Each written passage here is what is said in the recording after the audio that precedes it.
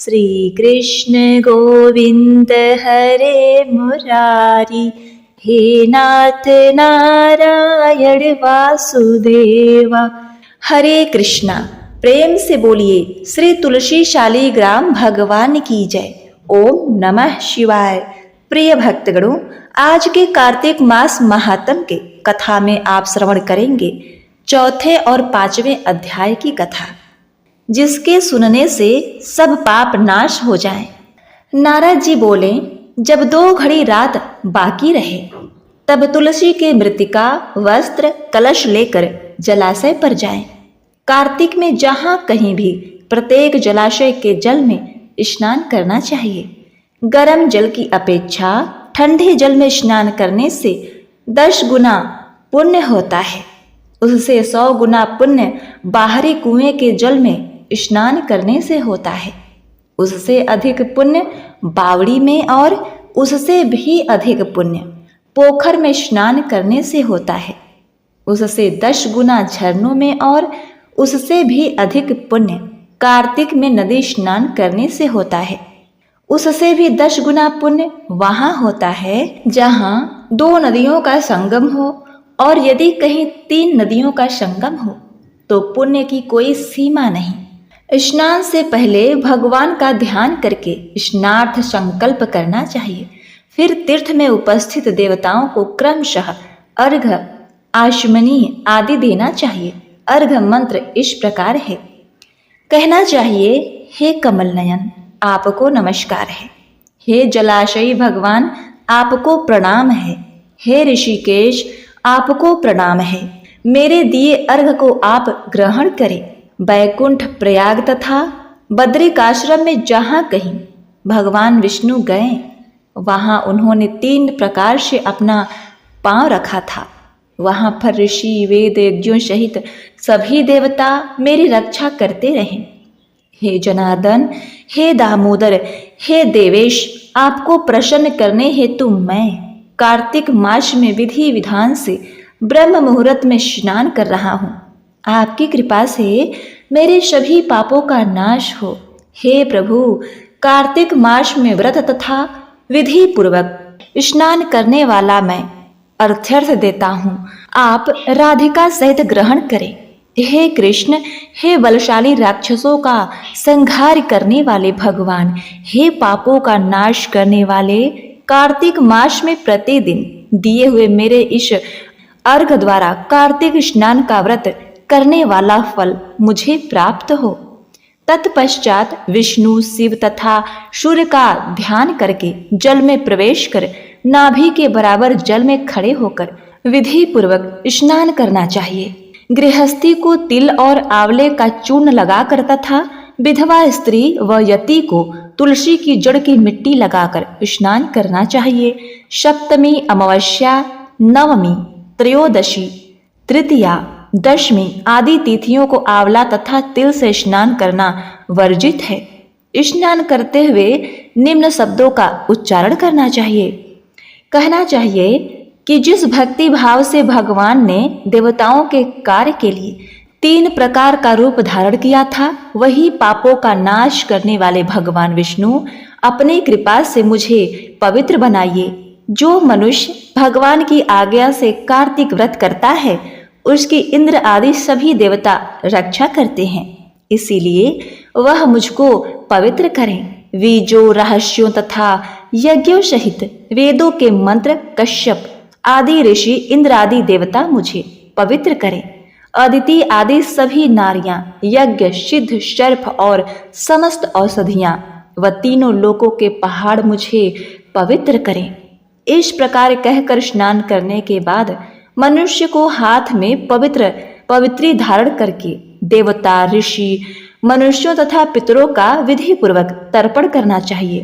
तर्पण करते समय तर्पण में जितनी तिल रहती है, उतने वर्ष प्रयत्न व्रती के पितृगण स्वर्ग में वास करते हैं। उसके बाद व्रती को जल से निकलकर शुद्ध वस्त्र धारण करना चाहिए। सभी तीर्थों के सारे कार्यों से निवृत्त होकर पुनः भगवान विष्णु का पूजन करना चाहिए। सभी तीर्थों के सारे देवताओं का स्मरण करके भक्ति पूर्वक सावधान होकर चंदन, फूल, फलों के साथ भगवान विष्णु को भी अर्घ देना चाहिए। अर्घ के मंत्र का अर्थ इस प्रकार है। कहना चाहिए कि मैंने पवित्र कार्तिक मास में स्नान किया है। हे विष्णु, राधा के साथ आप मेरे दिए अर्घ को ग्रहण करें। तत्पश्चात चंदन, फूल, तंबलू आदि से वेद पाठी ब्राह्मणों का श्रद्धापूर्वक पूजन करें और बारंबार नमस्कार करें। ब्राह्मणों के दाएं पांव में तीर्थों का वास होता है, मुंह में वेद और समस्त अंगों में देवताओं का वास होता है। अपने कल्याण की इच्छा रखने वाले मनुष्य को इनका न तो अपमान करना चाहिए और न ही इनका विरोध करना चाहिए। फिर एकाग्र चित्त होकर भगवान विष्णु की प्रिय तुलसी जी की पूजा करनी चाहिए।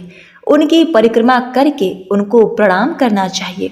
कहना चाहिए, हे देवी, हे तुलसी, देवताओं ने ही प्राचीन काल से तुम्हारा निर्माण किया है और ऋषियों ने तुम्हारी पूजा की है। हे विष्णु प्रिया तुलसी, आपको नमस्कार है। आप मेरे समस्त पापों को नष्ट करो। इस प्रकार जो मनुष्य भक्ति पूर्वक कार्तिक व्रत का अनुष्ठान करते हैं, वे संसार के सुखों का भोग करते हुए अंत में मोक्ष को प्राप्त करते हैं। कार्तिक मास महात्मा का 5वां अध्याय। मंगलकारी श्री हरि का सच्चा नाम ध्याओ। कार्तिक मास महात्मा का 5वां अध्याय सुनाओ। नारद जी ने कहा, हे राजन, कार्तिक मास में व्रत करने वालों के नियमों को मैं संक्षेप में बतलाता हूँ, उसे आप सुनिए। व्रती को सब प्रकार के आमिष, मांस, उड़द, राई, खटाई तथा नशीली वस्तुओं का त्याग करना चाहिए। व्रती को दूसरे का अन्न ग्रहण नहीं करना चाहिए, किसी से द्वेष नहीं करना चाहिए और तीर्थ के अतिरिक्त अन्य कोई यात्रा नहीं करनी चाहिए। देवता, वेद, ब्राह्मण, गाय, व्रती, नारी, राजा तथा गुरुजनों की निंदा भी नहीं करनी चाहिए। व्रती को दाल, तिल, पकवान व दान दिया हुआ भोजन ग्रहण नहीं करना चाहिए।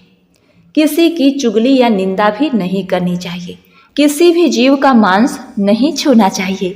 पान, कत्था, चूना, नींबू, मंसूर, बासी तथा जूठे भोजन अन्न का भी प्रयोग नहीं करना चाहिए। गाय, बकरी तथा भैंस के अतिरिक्त अन्य किसी पशु का दूध नहीं पीना चाहिए।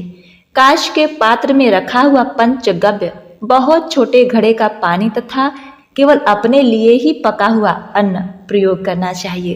कार्तिक मास का व्रत करने वाले मनुष्य को सदैव ब्रह्मचर्य का पालन करना चाहिए। उसे धरती पर सोना चाहिए और दिन के चौथे प्रहर में केवल एक बार पत्तल में भोजन करना चाहिए। व्रती कार्तिक मास में केवल नरक चतुर्थी, जिसे छोटी दीपावली भी कहा जाता है, इस दिन ही शरीर में तेल लगा सकता है। कार्तिक माह में व्रत करने वाले मनुष्य को सिंघाड़ा, प्याज, मट्ठा, गाजर, मूली, काशी फल, लौकी, तरबूज, इन वस्तुओं का प्रयोग बिल्कुल नहीं करना चाहिए। रजस्वला, चांडाल, पापी, मलेच्छ, पतित, व्रतहीन, ब्राह्मण द्रोही और नास्तिकों से बातचीत नहीं करनी चाहिए। भगवान विष्णु को प्रसन्न करने के लिए अपने शक्ति के अनुसार चंद्रायण आदि का व्रत करना चाहिए और उपयुक्त नियमों का पालन करना चाहिए। व्रती को प्रतिपदा को कुम्हड़ा, द्वितीया को कटहल, तृतीया को तरुणी स्त्री, चतुर्थी को मूली, पंचमी को बेल, षष्ठी को तरबूज, सप्तमी को आंवला, अष्टमी को नारियल, नवमी को मूली, दसवीं को लौकी, एकादशी को परवल, द्वादशी को बेर, त्रयोदशी को मट्ठा, चतुर्थी को गाजर तथा पूर्णिमा को साग का प्रयोग नहीं करना चाहिए। रविवार को आंवले का प्रयोग नहीं करना चाहिए। कार्तिक माह में व्रत करने वाला मनुष्य यदि इन शाकों में से किसी शाक का सेवन करना चाहे तो पहले ब्राह्मण को देकर ग्रहण करे। यही विधान माघ माह के व्रत के लिए भी है। देवोत्थायनी एकादशी से पहले कही गई विधि के अनुसार नित्य जागरण, गायन, वादन आदि करना चाहिए। इनको विधि पूर्वक करने वाले मनुष्य को देखकर यमदूत ऐसे भाग जाते हैं जैसे सिंह की गर्जना से हाथी भाग जाते हैं। कार्तिक माह का व्रत सभी व्रतों में श्रेष्ठ है। इसके अतिरिक्त जितने भी व्रत यज्ञ हैं वह 1000 की संख्या में किए जाने पर भी इसकी तुलना नहीं कर सकते, क्योंकि यज्ञ करने वाले मनुष्य को सीधा वैकुंठ की प्राप्ति होती है। जिस प्रकार राजा की रक्षा उसके अंगरक्षक करते हैं ना, उसी प्रकार कार्तिक मास का व्रत करने वाले की रक्षा भगवान विष्णु की आज्ञा से इंद्र आदि देवता करते हैं। व्रती मनुष्य जहाँ कहीं भी रहता है वहीं पर उसकी पूजा होती है, उसका यश फैलता है। उसके निवास स्थान पर भूत पिशाच आदि कोई भी नहीं रह पाते। विधि पूर्वक कार्तिक माह का व्रत करने वाले मनुष्य के पुण्यों का वर्णन करने में ब्रह्मा जी भी असमर्थ हैं। यह व्रत सभी पापों को नष्ट करने वाला, पुत्र पौत्र प्रदान करने वाला और धन धान की वृद्धि करने वाला है। तो बोलिए ओम नमो भगवते वासुदेवाय नमः। हरे कृष्णा। प्रिय भक्तगणों, आइए अब श्रवण करते हैं कार्तिक स्नान की कथा, पीपल पथवारी सींचने की कथा। प्राचीन समय की बात है। किसी गांव में एक बुढ़िया माई रहा करती थी। उनके 4 बेटे थे। बुढ़िया ने 4 ही भैंस पाल रखी थी। कार्तिक का महीना आने पर बुढ़िया माई ने अपने 4 बहुओं को बुलाया और कहा कि मैं तो कार्तिक नहाने जा रही हूँ, तुम चारों एक एक भैंस रख लो, मैं 1 महीने में वापस आऊंगी। 4 बहुओं में से सबसे छोटी बहू बुढ़िया की लाडली थी। बुढ़िया ने जाते जाते यह भी कहा कि मैं 1 महीने में जब वापस आऊंगी तो देखूंगी कि किसने सबसे ज्यादा घी जोड़ा है। बुढ़िया की बातें सुन तीनों बड़ी बहुओं ने सोचा कि यही समय है बुढ़िया को बताने का कि छोटी को कुछ नहीं आता। अब देखिए, वह दही बिलौना नहीं जानती थी और न ही उसे पता था कि घी कैसे बनते हैं। उसकी जेठानियों ने भी जानबूझकर उसे कुछ नहीं बताया ताकि बुढ़िया वापस आने पर उसे डांट फटकार सके। तीनों जेठानियां घी बनाने में जुट गईं, लेकिन छोटी बहू को कुछ नहीं आता था तो वह सारे दूध दही को पीपल की पथवारी में गिरा देती। मन से वह बड़ी ही भोली थी। महीना पूरा होने पर तीनों जेठानियों ने 1-1 डिब्बा घी का भर दिया। छोटी बहू ने जरा सा भी घी नहीं निकाला था। वह तो सारा दूध दही पीपल की पथवारी पर गिरा आती थी। बुढ़िया के आने की खबर वह पथवारी माता से कहती है कि हे माते, मैं क्या करूं? मैंने तो सारा दूध दही यहाँ गिरा दिया है। अब मेरी सासू माँ आकर घी के बारे में पूछेगी तो मैं क्या जवाब दूंगी? पथवारी माता कहती हैं, हे पुत्री, तुम यहाँ से 4 कंकड़ ले जाओ और 4 अलग अलग डिब्बों में रख देना। इससे चारों डिब्बे घी से भर जाएंगे। उसने ऐसा ही किया और उसके पास 4 डिब्बे घी हो गए। अब सासू माँ घर आई और आते ही उसने चारों बहुओं को कहा कि लाओ अपना अपना घी दिखाओ कि किसने कितना घी जोड़ा है।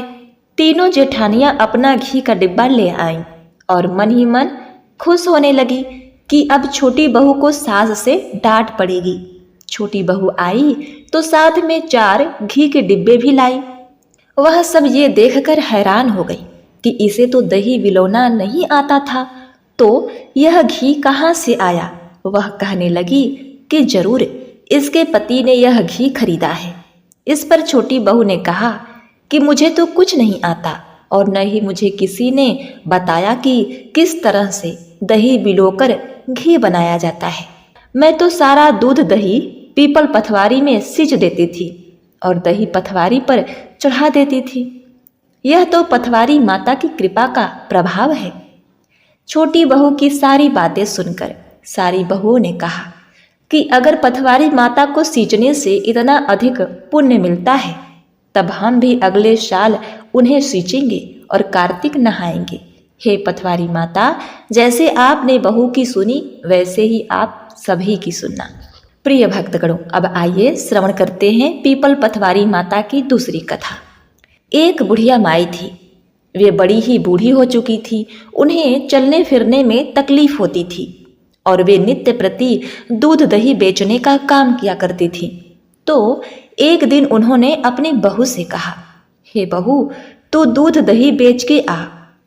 अब अपनी सासू माँ की आज्ञा पाकर वह दूध दही बेचने गई तो रास्ते में औरतें पीपल पथवारी सींच रही थी। उसको सींचता देखकर बहू ने पूछा कि तुम यहाँ क्या कर रही हो? औरतें बोली कि हम पीपल पथवारी सींच रहे हैं, इससे अन्न और धन होता है। 12 वर्ष का बिछड़ा हुआ पति भी मिल जाता है। बहू बोली, यदि ऐसा है तो तुम पानी से सींचती हो तो मैं दूध से सींचूंगी। अब बहू रोजाना दूध दही बेचने आती और वह रोजाना दूध को पीपल में और दही पथवारी में सींचती। सास दूध दही का दाम मांगती तो कह देती कि महीना पूरा हो जाने पर लाकर दे दूंगी। प्रिय भक्तों, अब देखिए, कार्तिक का महीना पूरा हो गया। पूर्णिमा के दिन बहू पीपल पथवारी के पास जाकर बैठ गई। पथवारी माता ने पूछा, हे पुत्री, तुम मेरे पास क्यों बैठ गई? बहू बोली कि सासू दूध दही का दाम मांगेंगी। पीपल पथवारी बोली कि मेरे पास क्या दाम रखा है, ये डंठे पत्तल और घास यहाँ से ले जा।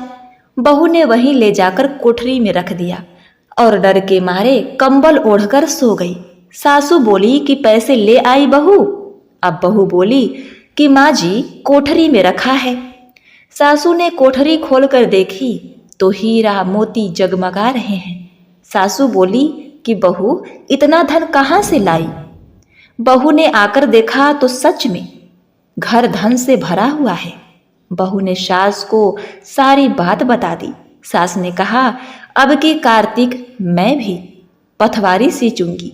अब कार्तिक आया, सास दूध दही को बेच आती, हांडी धोकर पथवारी में चढ़ा देती और आकर बहू से कहती कि मेरे से दाम मांग। वह कहती, सासू माँ, कोई बहू भी अपने सास से दाम मांगती है?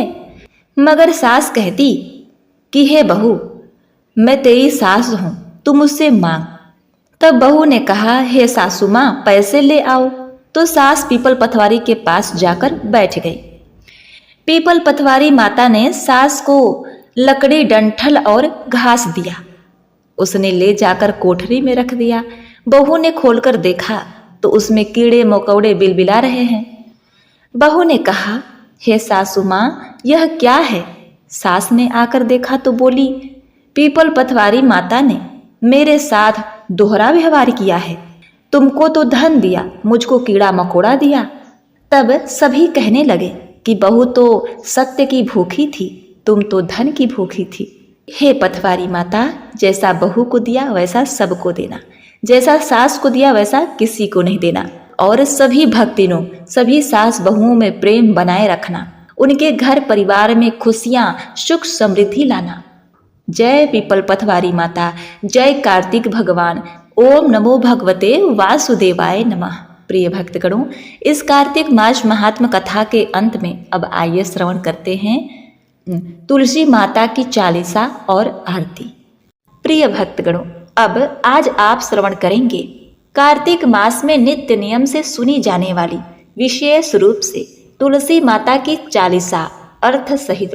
धन्य धन्य श्री तुलसी माता, महिमा अगम सदा श्रुति गाता। हरि के प्राणहु से तुम प्यारी, हरहि हेतु किन्हु तप भारी। जब प्रसन्न है दर्शन दीन्हो, तप कर जोर विनय उस कीन्हो। हे भगवंत कंत मम होऊ, दीन जानि जनि छाड़हु होऊ। सुनि लक्ष्मी तुलसी की वाणी, दीन्हो श्राप कंध पर आनी। उस अयोग्य वर मांगन हारी, होऊ बिटप तुम जड़ तनु धारी।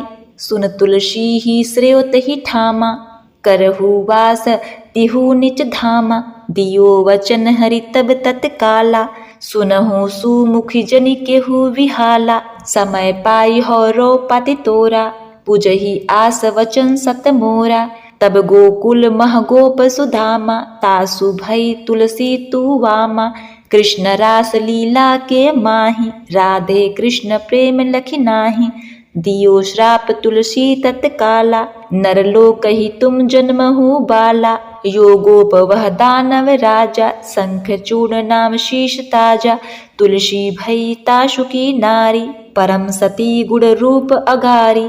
अस द्वय कल्प बीत जब गयवु, कल्प तृतीय जन्म तब भयवु। वृंदा नाम भयो तुलसी को, असुर जलंधर नाम पति को। करी अति द्वंद अतुल बल धामा, लीन्हा शंकर से संग्रामा। जब निज सैन्य सहित शिव हारे, मरही न तब हर हर ही पुकारे। पतिव्रता वृंदा थी नारी, को न सके पत ही संहारी। तब जलंधर ही भेष बनाई, वृंदा ढींग हरि पहुँचयो जाई। शिव हित लही करी कपट संघा, कियो सतित्व धर्म तुहि भंगा। भयो जलंधर कर संघारा, सुनी उर शोक अपारा। तिहि छड़ दियो कपट हरि टारी, लखी वृंदा दुख गिरा उचारी।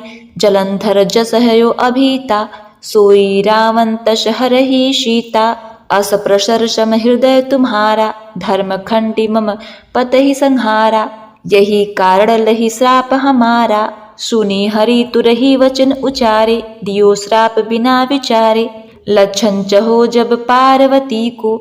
जड़मति तेहु अश को जड़ रूपा, जग मम तुलसी मिट अनूपा।